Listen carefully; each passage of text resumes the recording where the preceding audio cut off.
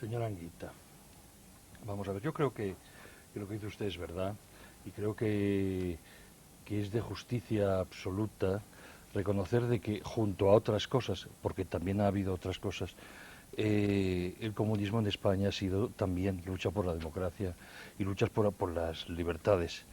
Lo que pasa es que esto tiene usted que aceptar que a muchas personas, y a muchas personas de las que nos están viendo esta noche, nos puede parecer esto excesivamente genérico.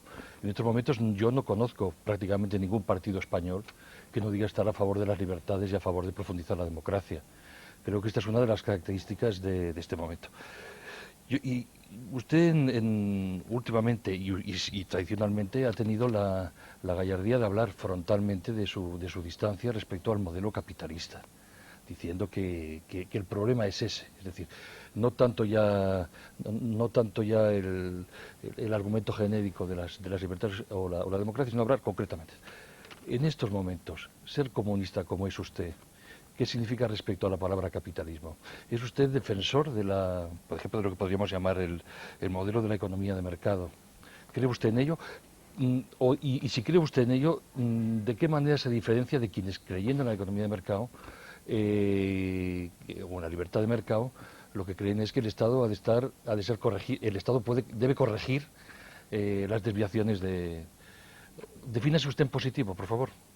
Sí, yo me he definido en positivo, porque en cuanto Izquierda Unida planteó un proyecto de Consejo Económico y Social, nosotros no hablamos de las libertades en abstracto, hablamos de las libertades llevando proyectos al Parlamento, que pierden, ¿eh? Pero en concreto, la definición y la alternativa de Consejo Económico y Social era una cosa muy concreta, que perdimos la votación. ¿Que me defina? Pues mire usted, la cosa para nosotros está muy clara. A mí me gustaría discutir sobre el concepto de mercado. Yo creo en el mercado como aquel que regula, por definición de la sociedad, las necesidades, cómo se puedan proveer, pero desde la libertad de todos. Pero cuando veo que en lo que se llama el ejercicio del mercado intervienen los propios estados, intervienen los poderes económicos, los que regulan, la competencia, el pez grande que se come al chico, yo tengo que decir que este concepto de mercado que se maneja desde la derecha deja mucho que desear con la concepción de mercado puro. Porque claro, si hablamos de mercado, en el nivel de la abstracción, ¿cómo negar que el mercado es el que tiene que decir qué es lo que hace falta a una sociedad?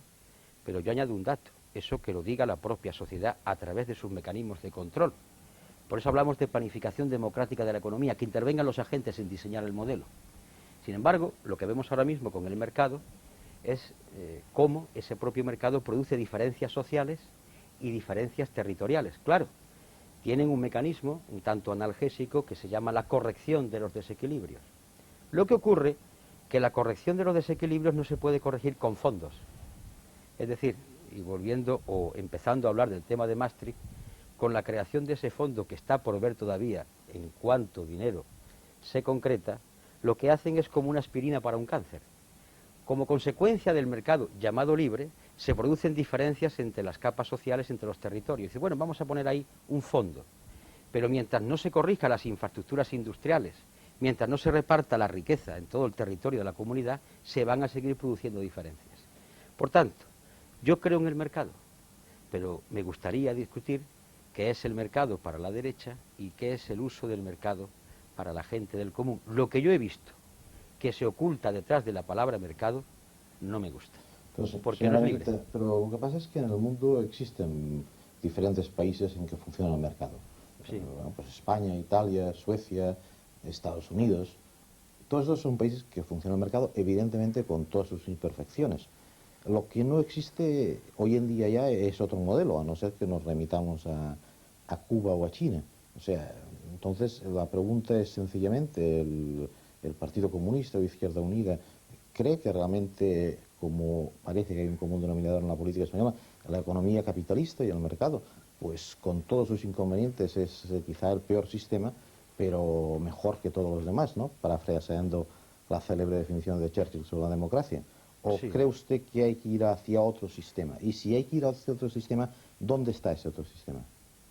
En principio, recuerdo que esta pregunta me la hizo usted en otro programa. Hace 2 años, sí. Efectivamente, pues En usted se lo voy a decir verano, muy claro. hacía más calor. Es un sistema a construir en vista de lo que hay, no corrigen desigualdades, porque usted, al reseñarme los países, vamos a llamarle capitalistas o de economía de mercado, me habla de Italia, de Francia, de España, de Estados Unidos. De Suecia. Sí, sí, y yo le digo después, y Brasil, y Argentina, y Chile, también son países capitalistas. Y seguimos, sí. seguimos con la lista, y entonces hay una primera distinción, que es lo que se llaman países ricos y países pobres, todos dentro del sistema capitalista. Y observamos algo, ese propio sistema ha producido las diferencias entre unos países y otros.